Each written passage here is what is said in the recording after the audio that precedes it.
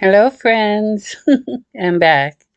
Um, Yesterday, I announced that I will be telling stories from my life, and I have had time to think it over, talk it over, um, and decided what I'm going to do is start telling small stories here and there, like I do to my grandchildren.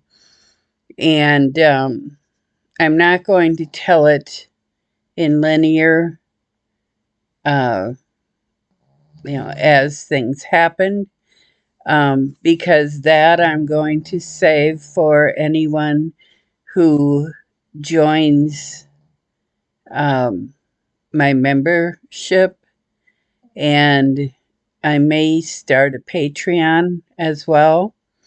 And so, for those special members, I will be putting it almost in book form, step by step, um, from before I was born to now. And there are a lot of stories here and there throughout my life that will comprise that book. And some of the stories that I will be telling here and there on my regular channel, well, actually, yeah, um, will be part of those. But I probably won't include everything on, you know, just my regular channel. You'll have to be a member to receive some of my stories. Um, so hopefully I can be monetized soon. Um, I'm still waiting for enough watch hours and hoping within the next couple of months to have those. So please watch watch my stories in my channel and help boost me up there so I can start offering the memberships, because I guarantee you that my stories are pretty interesting and surprising, and there's a lot of them. So hopefully we'll be able to do that within a month or so to get the membership going. I'll also be offering um, some lives and um,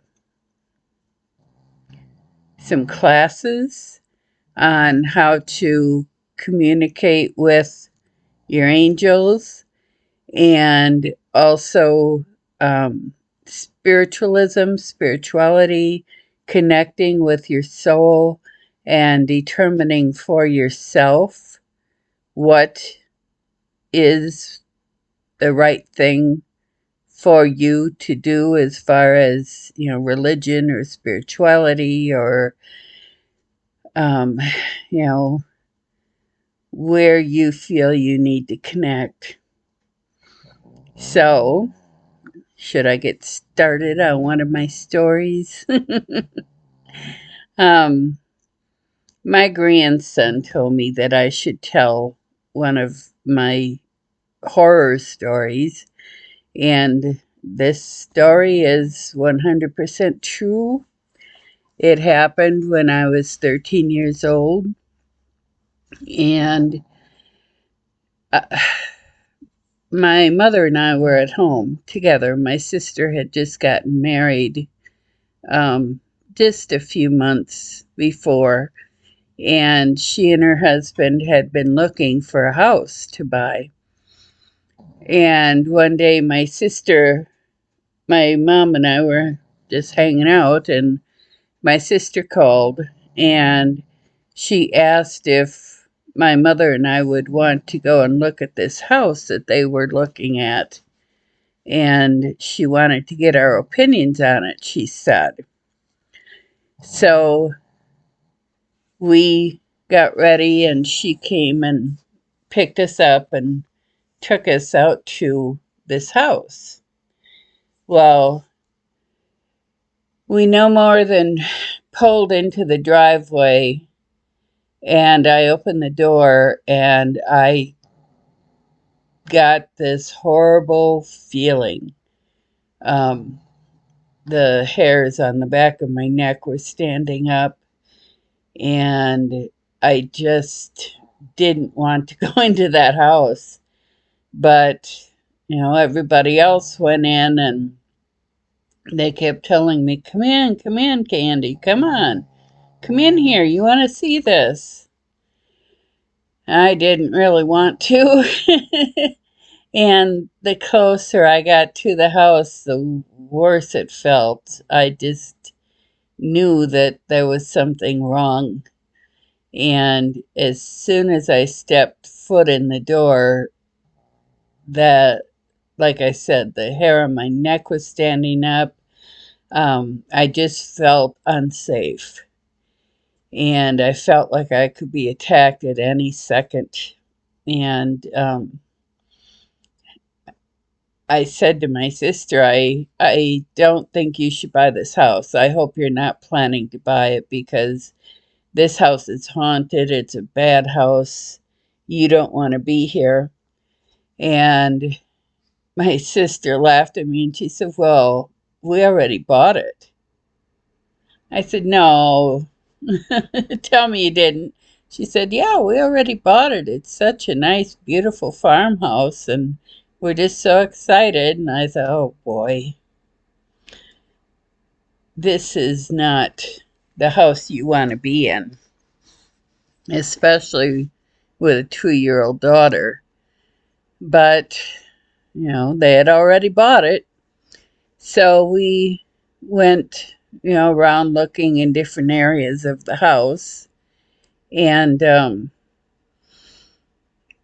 there were certain rooms that I just could barely stand to go into. In fact, there were a couple rooms that I refused to enter. I just couldn't bring myself to go in there. And then everybody went down in the basement. And I was standing up in the kitchen, and they started hollering, Candy, come down here, come down here. And I didn't really want to go, but I did. And I got down to the bottom step, and the dog came running down the steps and stood in front of me. And all of a sudden, I spun around, and I felt this pulling, like something was calling me and pulling me and pushing me toward this locked door. And it had a padlock on it. And I asked my sister, I said, do you know what's in that room that's locked? And she said, no, we asked the owners that we bought it from, and they said it's never been opened by them. And they don't know, how long it's been locked up, but, it's just a locked room. And I said, we need to get in there. And they said, why? I said, there's something bad in there, and we need to get in there. And so my brother-in-law broke the lock off the door. And as soon as that door started to open, I mean, just started, the dog and I both, the hair stood up, and the dog got in front of the door and was growling, and I just had this horrible feeling. And all of a sudden I could see and feel. I said, there's a dead body in there. And my sister just kind of laughed at me, and so did my brother-in-law. I said, somebody's buried in there. They said, no, who would do something like that? We've never heard of anything in this area like that. And I said, well, I'm sure nobody's going to be telling stories like that if they can help it. But, you know, so my brother-in-law opened the door all the way, and the dog and I both went together and stood in the doorway. And all of a sudden, I could feel this one spot in the dirt floor. It was a dirt floor in there. And it was pulling at me. It wanted me there. And all of a sudden, the dog went running over there and just started digging in the same spot. And I said, right there, I said, there is where you'll find a body. And everybody started talking amongst themselves. And of course, I was crazy and stupid. My brother-in-law said, well, I don't mind digging a little bit. I've got a shovel right here. I'll dig a little bit and see if I find anything. And everybody just kind of laughed. But he started digging, and it wasn't long before he came up with a few human bones. And they called the police, and the police came out and investigated, and you know they never did find out, that I know of anyway, who it was or when it was. But I was so glad to get out of that house that day and go back to my house.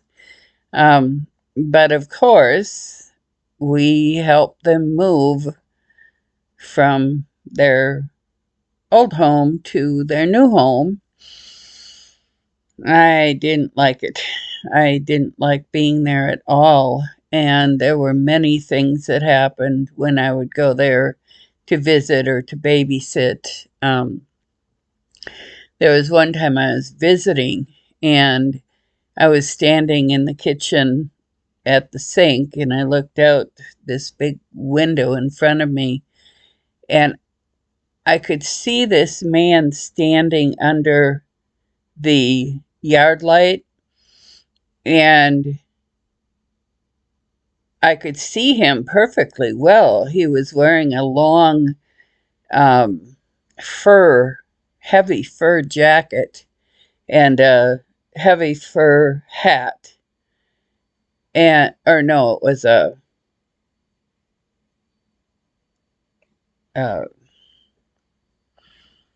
not a fur hat. It was like from the 20s.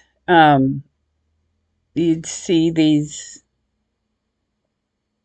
It's definitely not a cowboy hat, but it's a brimmed hat that goes all the way around the head. And he had the fur coat and like a pennant that he had in his hand, and a suitcase next to him. But I could see right through him. I mean, I could see him perfectly well. I could make out his features and the coat and the suitcase and the pennant and the hat, and yet I could look right through him. I could see that he was not solid. And I called my sister over, and she actually could see him too. And, she was astonished that here's this spirit energy standing there in their driveway like he was waiting for a ride. And I got this impression and feeling that it was him who was buried in the basement there. I don't know why they killed him, but I think it had something to do with a young girl that they didn't want him to be around, and they couldn't keep him away, so they killed him. Um, anyway, there were lots of other things that happened in that house. Um, Furniture being moved around in the middle of the night, um, a big F being pulled right out of the middle of their carpet, and they sent it in uh, to the police labs to have it checked to see if it was pulled out or chewed out or cut out.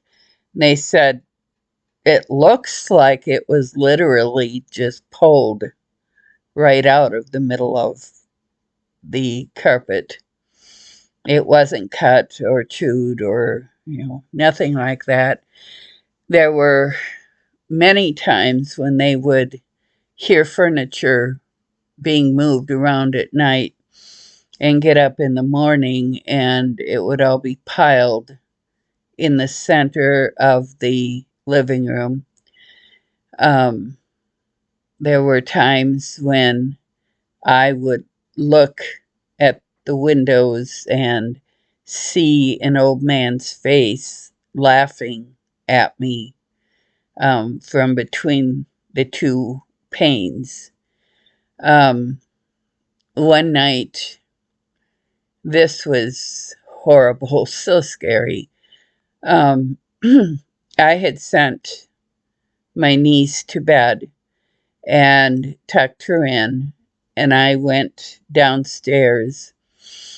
And I was sitting on the couch watching television, and all of a sudden I saw that old man's face between the panes laughing at me. And I just started praying and ignoring him, and he went away. Well, then I heard my niece coming down the steps, and I said, go back up to your room and go to bed. You can't be up. And she said, come up here now.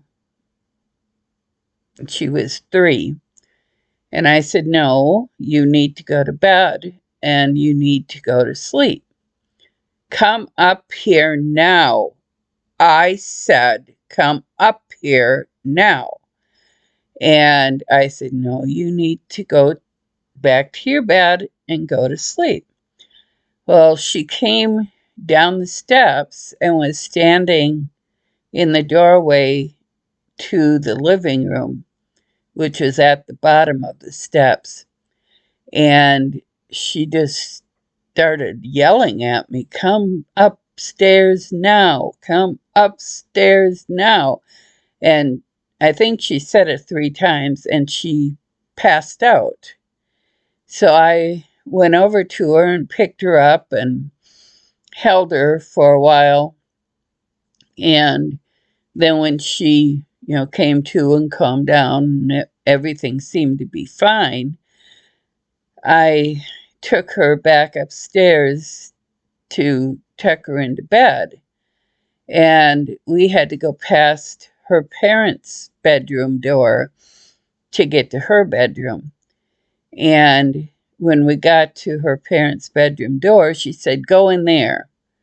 And I said, no, you're not supposed to be in there. You've gone in there and you got into things and you were naughty, and Mommy and Daddy said you can't go in there. And she started yelling again. And she was born with 2 holes in her heart and 2 blockages. And they were waiting for her to gain up to 20 pounds or turn 4 years old. And she hadn't gotten that big yet. And she was, like I said, only 3. And I didn't want to upset her because I knew her heart was weak. And so when she started demanding that we go in there, I finally just, gave in, and I said, okay, let's go in there. So I turned the light on and I walked into the middle of the room and I said, "Now, what did you want to show me?" And she pointed at the closet and she said, "In there." And, I didn't want to open the closet, but all of a sudden the closet flew open on its own. My niece was standing in the doorway of the bedroom. I was in the middle of the bedroom, and the closet door flew open. The lights in the bedroom started flickering on and off and on and off. And um, it was like a gale of wind coming through the um, the closet, and it blew the door against the wall. And I, you know, just didn't know what to do, and it was blowing so hard. And I grabbed the doorknob and I tried to pull it shut, and I couldn't get it to shut. And there was like an old man laughing and laughing, and this wind was blowing, and it was blowing me back against the wall. And so I turned around and I started praying. And as soon as I started praying, all of a sudden it stopped and the door closed. And I was standing there in the middle of the bedroom. The light was on, it stopped flashing, and my niece was passed out again in the doorway. So I grabbed her and I took her downstairs to the couch and sat and watched television with her for a while. And um, I just sat there and prayed and tried to, relax as much as I could and pray and know that, God would keep us safe. And the angels kept reminding me they were there and that they were keeping us safe. I was supposed to stay overnight that night, but as soon as my sister got home, I insisted that they take me back home. I wasn't staying there. Um, and I told them I don't ever want to babysit here again, ever. Um, I did wind up babysitting there once or twice more, but I avoided their home like the plague. I hated that place. And it got to the point where, between um, things being the things being pulled out of the carpet and furniture being piled and um, you know doors blowing open and lights flashing on and off. And uh, one night my brother-in-law was yelling at, I think, at my niece, and all of a sudden he got blown up against the wall and his feet were off the floor.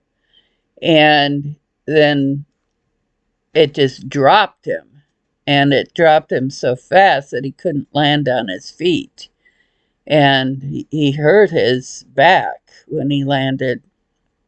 And there were just so many things like that that happened that I don't think they lived there even a year. They sold the house and got out of there, thank goodness. But that's one of the stories my grandson loves to hear. um, and it's true. Every little bit of it is true. So if you like horror stories, I hope you enjoyed that one. Blessings, love, and light to you and yours. Namaste, and come back for more stories. Bye bye.